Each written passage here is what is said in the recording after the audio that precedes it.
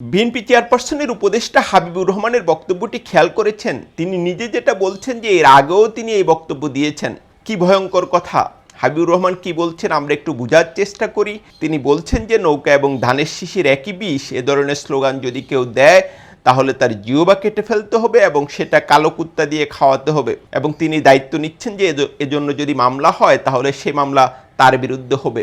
দেশে এত কালো কুকুর আছে কিনা সে প্রশ্ন কেউ কেউ তুলেছেন, কিন্তু আমরা যেটা বুঝতে পারছি যে হাবিবুর রহমানের বক্তব্যটি খুবই ভয়ঙ্কর এবং আতঙ্ক জাগা নিয়ে। 5ই আগস্টের পর আমরা আশা করেছিলাম বাংলাদেশ পাল্টে যাবে। এত আত্মত্যাগ, এত মানুষের জীবনের পর রাজনীতিতে একটা বড় পরিবর্তন আসবে, রাজনীতিবিদরা পরিবর্তিত হবেন, কিন্তু আমরা যেটা দেখি যে পুরনো সেই রাজনীতি আবার ফিরে আসছে। হাবিবুর রহমান, যিনি একসময় ছাত্রলীগের প্রেসিডেন্ট ছিলেন, বিগত আওয়ামী লীগের শাসনামলে তিনি খুবই প্রতিবাদী মানুষ এবং এজন্য তাকে কারাভোগ করতে হয়, নির্যাতন সহ্য করতে হয়।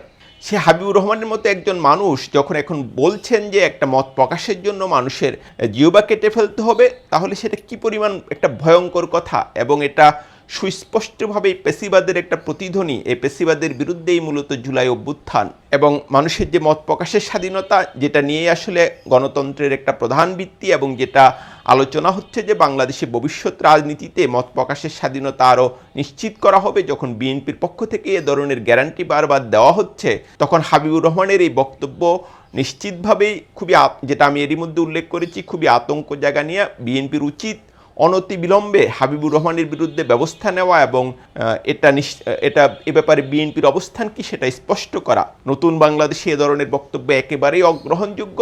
আমরা যেটা দেখি যে এর আগে বিএনপি চেয়ারপারসনের আরেকজন উপদেষ্টা জনাব ফজলুর রহমান, তিনিও নানা কারণে বিতর্ক তৈরি করেছেন। এখন যেটা দেখা যাচ্ছে যে হাবিবুর রহমান সেই বিতর্কে একটা নতুন মাত্রা যোগ করেছেন। এ ধরনের বিতর্কিত বক্তব্য এবং পেশিবাদের প্রতিধ্বনি তৈরি হওয়া বক্তব্য রাজনীতিতে ভালো কিছু আনবে না এবং এটা বিএনপির জন্য ভালো কিছু হবে না।